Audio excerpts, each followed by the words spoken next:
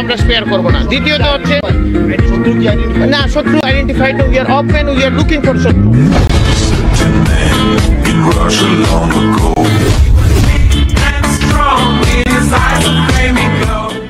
কে এই লুৎফুজ্জামান বাবর, কি বা তার পরিচয়, আর কেনই বা ভারত সরকার তাকে এত বেশি ভয় পায়?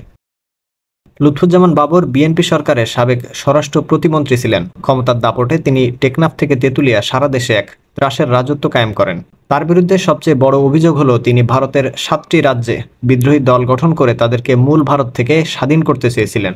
এই 7 সিস্টার্সকে তিনি স্বাধীন করার উদ্দেশ্যে চট্টগ্রাম বন্দর দিয়ে চীন থেকে 27,000 কোটি টাকার অস্ত্র আমদানি করেন।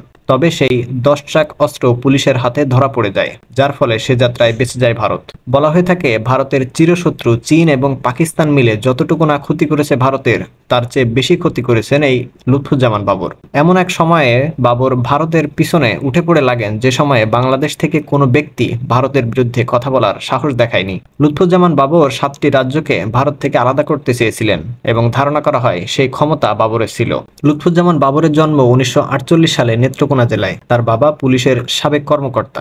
ঢাকায় বেড়ে ওঠা বাবর ছোটবেলা থেকেই ছিলেন ক্যাডার টাইপের। বলা হয়ে থাকে বাবর এইচএসসি পর্যন্ত পড়ালেখা করেছেন, তবে কেউ কেউ বলেছেন তিনি এসএসসি পাশ করতে পারেননি। বিএনপির রাজনীতিতে জড়িয়ে পড়ার পর তারেক রহমানের সাথে তার ঘনিষ্ঠতা তৈরি হয়, যার ফলে খুব অল্প বয়সে বনে যান স্বরাষ্ট্র প্রতিমন্ত্রী। 2004 সালের 10 ট্রাক অস্ত্র মামলা দেখতে তিনি চট্টগ্রামে যান এবং সেখানে গিয়ে তিনি দাবি করেন এই অস্ত্রের সাথে আওয়ামী লীগ জড়িত থাকতে পারে। 2014 সালে সেই 10 ট্রাক অস্ত্র মামলায় বাবর দোষী সাব্যস্ত হন।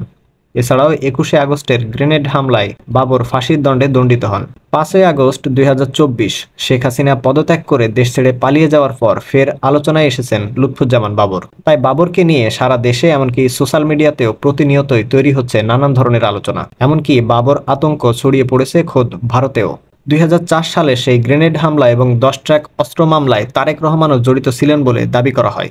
বর্তমানে বাবর ফাঁসির দণ্ড মাথায় নিয়ে কেন্দ্রীয় কারাগারে বন্দী আছেন। শেখ হাসিনা সরকার পদত্যাগের পর ছাড়া পেতে শুরু করেছেন অনেক বিএনপি নেতা। তবে কি ছাড়া পেতে যাচ্ছেন ভারতের ত্রাস লুৎফুজ্জামান বাবর? এই আতঙ্ক এখন ভারত জুড়ে।